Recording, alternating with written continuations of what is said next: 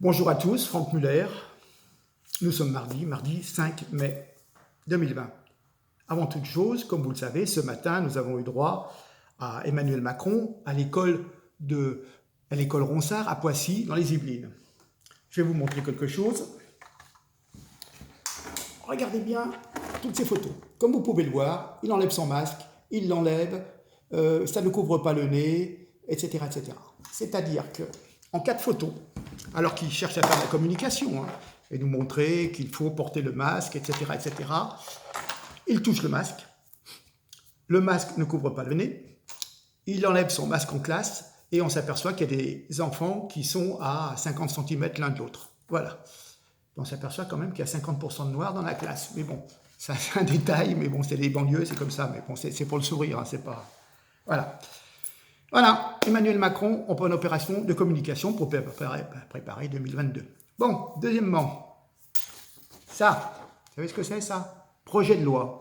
Projet de loi, ah oui, oui, oui.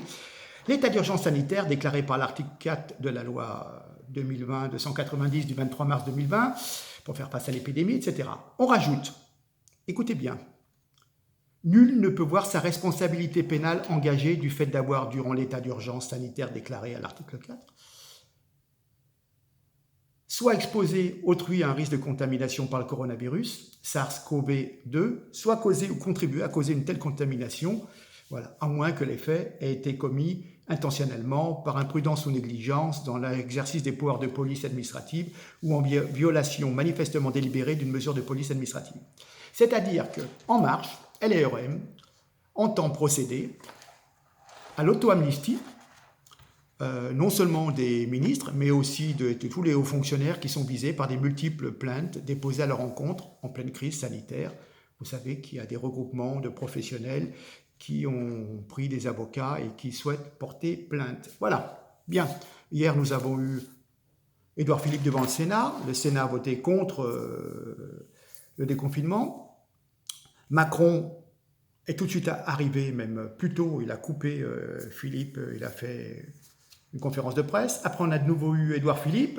Voilà, je veux dire, voilà, ce sont les petits dictateurs qui s'invitent à la télé pour nous vendre leur soupe. Et voilà, puisque faute d'arguments, évidemment, ils essaient de rabâcher pour convaincre les citoyens qui sont confinés de leur bon droit. Bien, en France, il y a de l'argent pour acheter des drones, des LBD, des grenades pour oppresser le peuple, mais certainement pas pour acheter des masques et les distribuer gratuitement, comme cela se fait dans beaucoup de pays. Ça, c'est une autre histoire. On vous demande de payer 10 fois le prix d'un masque chirurgien, comme on dit, qui coûtait à peu près dans les 8 centimes au prix de gros, et on vous vend ça facilement 50, 60, 80 centimes, et puis alors les masques en tissu à 7 ou 10 euros, quelle arnaque. Bon. Oui, en fin de compte, c'est vrai qu'ils ont besoin d'argent parce que, comprenez, il faut surveiller les promeneurs qui vont sur les plages, dans les sentiers, en montagne, voilà. Hein. Par contre, dans les banlieues, où les gens vaquent tranquillement à leur occupation, de visu, hein, j'ai publié des vidéos où on voyait des tas de gens le samedi après-midi dans des quartiers un petit peu oriental, c'est pas pour discriminer, c'est une constatation, c'est tout, hein, et qu'ils se baladent allègrement, dans la promiscuité, sans aucun geste barrière, voilà. Je peux vous dire même qu'à côté du commissariat de Vaux-en-Velin, vous avez des gens qui vendent des substances nocives pour la santé, qui sont tranquillement assis sur des chaises, et vous les voyez au bord de la rue, tranquilles, en train de paresser. Et puis les voitures de police passent devant, ils vont au commissariat, ben, c'est vrai, ils ont autre chose à faire. Hein. Il faut aller rançonner les petites vieilles, leur demander 135 €, parce que s'ils rançonnent, s'ils essayent de faire appliquer le confinement à des jeunes, adolescents qui vivent du trafic, qui ont 16, 18, 20 ans, eh ben, ils vont se retrouver avec des voitures brûlées ou caillassées. Donc en fin de compte, mieux vaut s'attaquer aux Français, entre guillemets, de souche, si on peut dire, enfin de tradition gauloise, qui eux sont bons qu'à payer. Hein, d'accord? Bon, quel visionnaire notre Macron, notre Jupiter. Hein. Je me souviens que j'ai publié une photo, je crois, d'avril 2018, sous réserve. Il nous disait, il n'y aura pas d'économie sur l'hôpital dans ce quinquennat, je vous l'assure. Et alors? Et depuis, des milliers de lits supprimés, une centaine d'établissements qui ont été fermés, hein, même pas assez de médicaments pour la réanimation, ni de respirateurs, et encore, quand ils commandent des respirateurs, il y en a eu 1500 qui ne vont pas. Enfin, une multitude de règlements à la con, débiles, avec tout et leur contraire, quelques jours plus tard. Voilà ce qu'on pouvait déjà dire. Que dis-je? J'ai travaillé sur les chiffres. La répartition des décès dus au coronavirus selon l'âge des Français sur mars et avril. Des chiffres ont été publiés le 30 avril 2020. Exactement entre le 1er mars et le 21 avril, selon la tranche d'âge. 71% des victimes de ce coronavirus en France avaient 75 ans et plus. Les moins de 15 ans, statistiquement, 0%. Évidemment, il y a eu quelques adolescents qui, malheureusement, quelques enfants qui sont morts, mais statistiquement, sur le nombre, 0%. Entre 15 et 44 ans, 1% de la population. Entre 45 et 64 ans, 10%. Entre 65 et 74 ans, 18%. Et malheureusement, pour les 75 ans et plus, ça leur représente 71% des personnes décédées. Ce qui nous fait un âge médian des personnes décédées du corona de 74 ans, en faisant la moyenne, hein, d'accord? Voilà. Alors, j'ai envie de vous dire, il n'y a pas de danger pour prendre les transports communs, aller travailler à l'usine, se rendre dans les écoles, pas de problème. Par contre, se rendre dans un restaurant ou un cinéma est quelque chose de très dangereux. Vous allez vous retrouver à 20 personnes dans un restaurant, même en ayant des tables à 2 mètres, mais c'est risqué. Mais bon, par contre, dans le métro, on s'en tape du moment que vous allez bosser.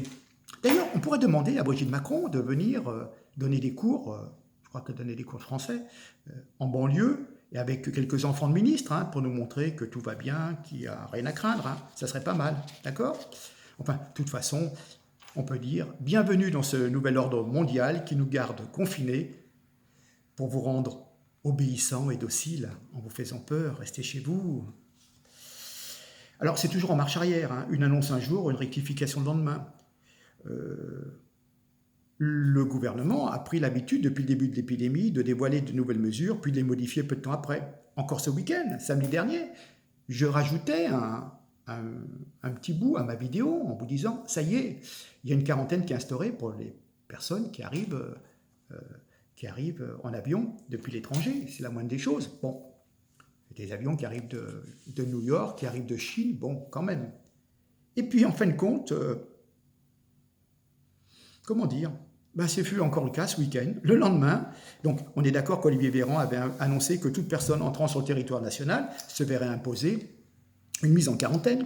Puis rétropédalage, la France n'imposera finalement pas de quarantaine à toute personne, quelle que soit sa nationalité, en provenance de l'Union européenne, de la zone Schengen ou du Royaume-Uni. Voilà. Puis d'autres modalités seront précisées dans les prochains jours pour les Français qui rentreraient de l'étranger. Ouais, d'accord. Mais bon, pour l'instant, c'est pas encore. Je me permets de vous rappeler quand même qu'on restreint les déplacements des Français, mais pour tous les Européens de l'espace Schengen, c'est porte ouverte et open bar. C'est-à-dire que les frontières sont fermées pour les Français qui veulent aller à l'extérieur, mais par contre, les Belges, les Allemands, les Italiens, les Espagnols, les Suisses, etc., peuvent toujours venir en France faire des courses et nous emmener le virus. Voilà. Je tiens quand même à rappeler qu'il y a également la prolongation des pleins pouvoirs, qui me dit d'ailleurs, je crois que c'était le 24 juillet, et c'est au 10 juillet, voilà. Hein. Enfin bon, pour les personnes qui ont montré une certaine incompétence et une certaine malveillance, parce qu'on ne peut pas être si incompétent, donc en fin de compte, ce sont bien des actions délibérées. Hein. On est en marche vers les pleins pouvoirs, évidemment, avec une espèce de dictature soi-disant sanitaire, mais ça les arrange bien de faire passer des tas de choses, de lois, etc., etc. Bon, je reviens sur des données officielles, toujours statistiques, hein, parce que bon, on peut dire ce qu'on veut. Hein. Moi, ce qui compte, c'est les chiffres. Les pays qui ont confiné et ceux qui n'ont pas confiné ont le même taux de mortalité. Statistiquement, il y a 100 morts pour 1 million d'habitants en pays confinés, comme la France. Il y a 101 morts pour 1 million d'habitants en pays non confinés. Bon, donc tout ça pour ça, on a cassé l'économie pour, en fin de compte, économiser aucune vie humaine. La deuxième vague ne se confirme dans aucun pays du monde et dans aucun pays européen. C'est ce que nous a mis M. Jean-François Toussaint, directeur de l'IRMES, Institut de recherche biomédicale et d'épidémiologie du sport à l'INSEP et ancien membre du Haut Conseil de la santé publique, sur l'antenne de CNews, je crois que c'était samedi matin, le 2 mai. Il confirme ainsi les propos du professeur Raoult, lors de son interview à BFM TV, qui affirmait « La deuxième vague, c'est de la science-fiction ». Je suis revenu sur les chiffres de l'Institut Pasteur, je sais que c'est pas évident à expliquer, mais vous allez comprendre. Du CNRS, avec l'INSERM, Santé publique France. 6% de la population aurait été contaminée par le corona. Le risque d'hospitalisation sur les 6% est de 2,6% pour les personnes ayant été infectées. Le taux de mortalité chez les personnes infectées est de l'ordre de 0,5%. Donc, si vous prenez à la louche 65 millions et quelques de Français, il y aurait 3 900 000 personnes contaminées. Le risque d'hospitalisation est de 2,5 pour les personnes étant infectées. Donc, sur 101 000 personnes, on a environ une mortalité de 19 582 morts, qu'on va arrondir à 20 000. On nous dit 24 900 morts recensés pour le Covid-19. Et on nous dit encore qu'il y aurait 9 000 personnes qui seraient décédées à leur domicile, ce qui ferait 35 000 morts. Mais statistiquement, on sait que c'est de l'ordre de 0,5 sur le temps de la population. Donc, à première vue, si on fait la théorie, il y a 15 000 morts en trop par rapport à ce qu'on vous annonce. Ben, ces 15 000 morts, c'est simplement des gens qui sont morts de vieillesse, d'obésité, de diabète, de problèmes pulmonaires, de problèmes cardiaques, etc. Certains qui ont reçu une piqûre de Rivotril, ils sont morts peut-être avec le Covid, et encore, mais pas à cause du Covid. Une personne âgée qui a des problèmes pulmonaires, qui a du mal à respirer, etc., on va dire c'est le Covid, etc. Non. De toute façon, les pourcentages sont les mêmes. Il y a des statistiques qui sont tirées. On sait que 6% de la population aura été contaminée. Et puis voilà, après, on découle, il y a des chiffres, et il y a des calculs qui sont faits, des probabilités. Je voudrais quand même apporter un point quand même qui est très très spécial. Maintenant, on commence à avoir des masques à droite, à gauche.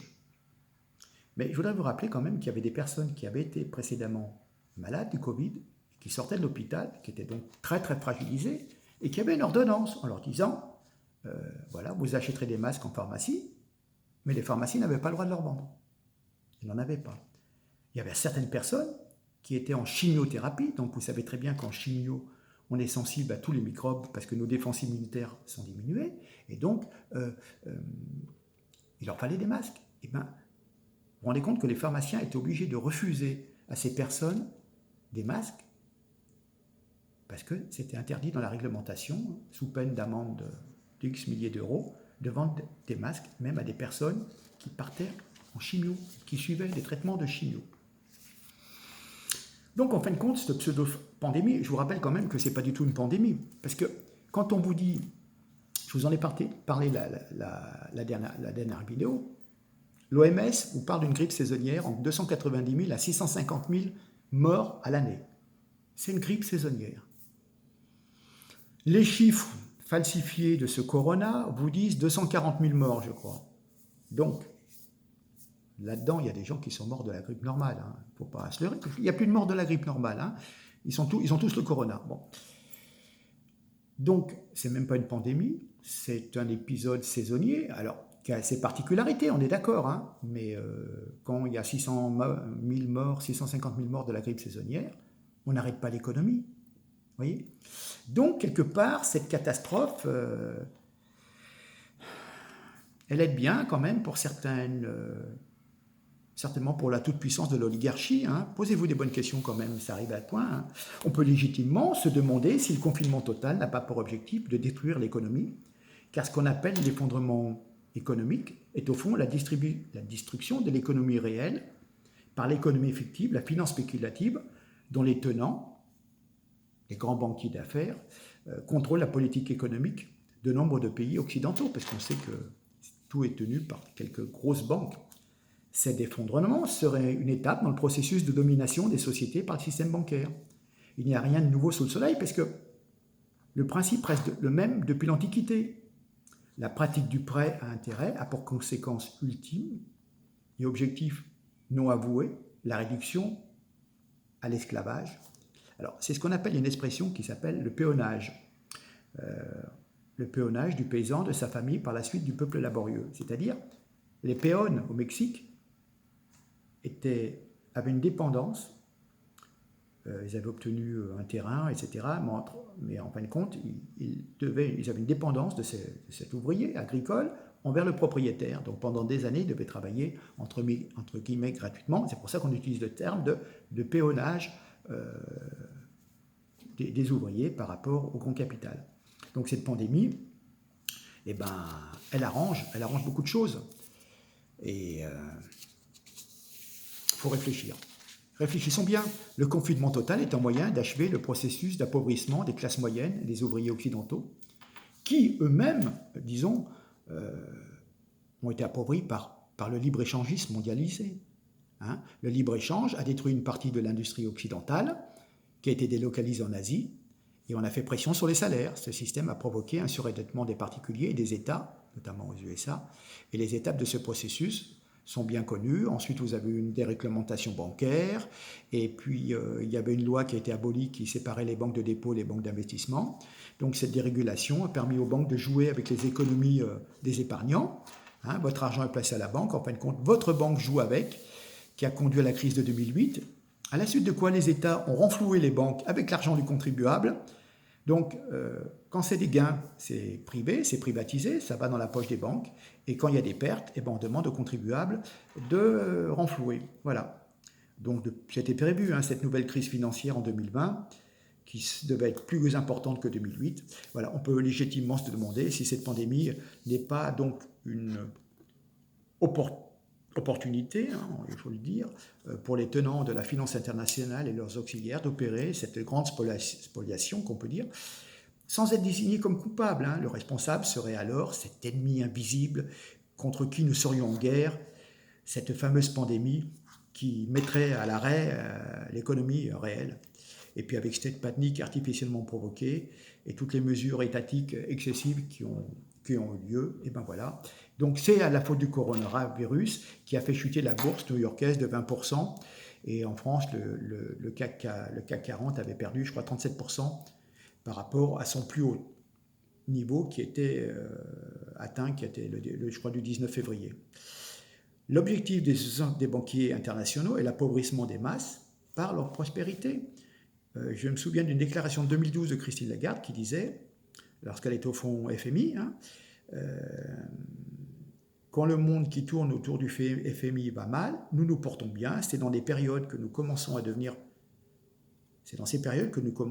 particulièrement actifs, car nous prêtons de l'argent et nous gagnons sur les intérêts et toutes les charges. C'est là que notre institution prospère et qu'elle se porte bien. Voilà. Donc l'oligarchie a conscience que l'appauvrissement organisé des peuples va provoquer des remous dans les corps sociaux. En conséquence, il faut accentuer le contrôle numérique et la répression en amont pour prévenir et neutraliser toute révolte. Donc on essaye toujours de vous faire peur, il y aura une seconde vague. Après l'année prochaine, le corona, et ça ne sera plus le 19, mais ça sera le 20, parce que voilà, il aura muté. Et, voilà. Et si vous ne vous vaccinez pas, vous êtes un mauvais citoyen, vous allez contaminer tout le monde et on ne s'en sortira pas. Donc voilà. Cette guerre contre un ennemi invisible, la pandémie, rappelez-vous, ça rappelle un peu la guerre infinie contre cet autre ennemi qui est le terrorisme, qui a servi de prétexte à la destruction de pays entiers et au renforcement des lois liberticides aux États-Unis comme en Europe. Hein. Certains fichages, la surveillance des communications téléphoniques, la surveillance de la vidéosurveillance, etc., etc., etc. Patriot Act, ils disaient aux États-Unis. Hein. Donc pour vraiment surveiller les gens. Donc sous prétexte de lutter contre des terroristes, pseudo-terroristes, etc., etc. Ne rentrons pas dans des thèses complotistes, mais enfin bon, ça arrangeait bien. Et ben du coup, on réduit les libertés individuelles de chacun. Voilà. Donc là, c'est la pandémie, donc restez chez vous, plus d'argent liquide, tout à la banque, c'est du virtuel, et puis après, on passe tout sur votre téléphone, et après, on passera tout sur la puce. Et voilà. Donc, nous vivons les conséquences de la phase terminal de la fusion historique des deux systèmes apparemment opposés. Avant, on avait le capitalisme financier débridé, qui contrôle des États, et le système qu'on peut dire soviétique, qui contrôle la totalité des gens, contrôle social si vous voulez. Les deux ont donné naissance à une sorte de soviéto-capitalisme, la technologie numérique des GAFA, de Google, Apple, Facebook, Amazon, au service d'un, ce qu'on peut appeler, comme à l'époque des soviétiques, un politburo planétaire, qui est en fait géré par l'Occident, et qui est en train de se constituer quand on vous dit qu'il vous faut un gouvernement mondial pour faire face à toutes ces pandémies et toutes ces épidémies. Voilà ce que je peux dire. Je tiens quand même aussi simplement à vous dire qu'on va peut-être subir une austérité à la grecque, puissance 10, 100, 1000. Il faut quand même savoir qu'on a de grosses dépenses publiques à crédit. Il y a les dettes de l'État, des banques, des assureurs, des ménages. On a 6 millions de fonctionnaires qui sont payés à crédit, avec chaque année de l'argent que nous empruntons. Hein. Comment dire, on a des tas de PME, de commerce qui se dépendent directement ou indirectement de l'État pour des commandes, etc., qui vivent en partie grâce à l'État. Des retraités, qui sont 16 millions de retraités, qui aussi sont payés par le crédit, 5 millions de chômeurs officiels, 5 millions de chômeurs invisibles, 10 millions de personnes actuellement qui sont au chômage partiel, des SMIC à payer, des précaires, il va y avoir plein de faillites en tout genre, de personnes licenciées, d'autres qui vont subvenir grâce aux aides sociales et aux minima sociaux, des tas de migrants à entretenir aussi. Donc c'est pour ça qu'on fait un peu une propagande, si vous voulez, du revenu universel pour tous. Fusion, baisse, suppression, tout est à crédit depuis des années. Et grâce à ces revenus universels, eh ben, vous serez tous dépendants de l'État. Donc comment voulez-vous vous rebeller contre cet État qui va vous filer peut-être, qui va peut-être donner 800 €, 900 € à tout le monde? Et puis après, ben, vous ferez des petits boulots à côté pour compléter, parce qu'il n'y aura pas de travail. Hein. Et voilà. Donc on vit à crédit de toute façon, hein, et tout ce que la France a acquis depuis à peu près 1945 sera entièrement liquidé en quelques années, avec des baisses de salaire, des baisses de pension, des hausses massives d'impôts. Hein. Vous n'aurez pas l'impôt sécheresse, vous aurez l'impôt Covid, et puis les services publics, eh ben, on va couper, hein, parce que vous comprenez, on n'a plus les moyens d'entretenir, et tout ce qui était gratuit devient payant. Voilà, puis vous avez une spoliation bancaire, on va retirer peut-être au moins 10% sur vos comptes en banque. Voilà. Donc la fête est finie. Hein. Notre belle France est suicidée et ruinée. Voilà. Eh bien écoutez, sur ces bonnes nouvelles, hein, et oui, la situation glisse dangereusement. Donc prenez conscience de là où on veut nous emmener. Après, mais je vais revenir sur les statistiques des décès. J'attends que les chiffres soient complètement publiés sur fin avril pour vous montrer qu'en fin de compte, dans les chiffres du Covid, on met un petit peu plein de choses et qu'il n'y a pas 25 ou 30 000 personnes en plus par rapport aux décès annuels. Hein, on est d'accord. Bon, j'espère que vous aurez compris au bout de quelques vidéos que je publie qu'on a tendance à tout mettre un peu dans le même sac, c'est le Covid. Voilà. Alors évidemment, comme certaines régions ont subi de forts épisodes de ce corona, ça fait un effet d'engorgement des services d'urgence. Mais comme, de toute façon, ces services d'urgence étaient déjà à la limite de l'engorgement, et depuis, je crois, une dizaine de mois, ces services étaient en grève, parce que justement, ils étaient déjà là. Alors il suffit qu'il y ait 40, 50, une centaine de personnes qui soient atteintes du Covid, avec en plus toutes les précautions qu'il faut prendre, parce que c'est quand même contagieux, on est d'accord, ça je veux bien l'admettre, et bien automatiquement, vous paralysez complètement un hôpital et un service. Voilà. Et puis il y avait une localisation régionale, dans le Grand Est, en région parisienne déjà. Voilà. Donc il faut comprendre, ça fait un effet très spécifique, et voilà. Et puis donc les médias, tous les soirs, le nombre de morts, et je te rajoute 500 morts, et je te rajoute. Voilà. Et puis je vous dis, on a rajouté des décès, des personnes âgées qui auraient pu vivre encore quelques mois et qui avaient besoin peut-être d'être en réanimation, de soins supplémentaires, et on n'a pas pu s'en occuper parce que dans certaines régions, on était complètement paniqué et submergé par l'afflux des malades, quoi, et par le fait de cette contagion, si on peut dire. Voilà. Mais pandémie, 250 000 morts, non, c'est pas une pandémie. Je reviendrai, j'ai d'autres articles là-dessus, mais comment dire, une vraie pandémie, c'est 2-3 millions de morts, voilà, c'est la grippe espagnole, des choses comme ça, ok, mais pas 250 000 morts. Il y a 2 fois moins de morts qu'avec une grippe saisonnière, pas que c'est une pandémie, voilà. Mais on coupe l'économie, tout s'effondre. Et les banquiers, avec des prêts internationaux, rachètent des entreprises. Vous vous rendez compte qu'une boîte comme Air France, qui devait coter peut-être 25 ou 30 euros, l'action, je ne sais même pas si elle vaut 3 euros. Des boîtes comme Renault ont leur valeur divisée par 15, il me semble. Vous voyez? Donc, maintenant, vous mettez 2 milliards sur la table, vous rachetez Renault. Alors que c'est une boîte qui valait peut-être 20, 25 milliards.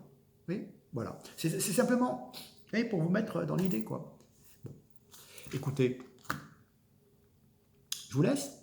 Merci de votre écoute. Soyez prudents. Et puis à très bientôt. Allez, sous 2 jours, je reviens vous voir.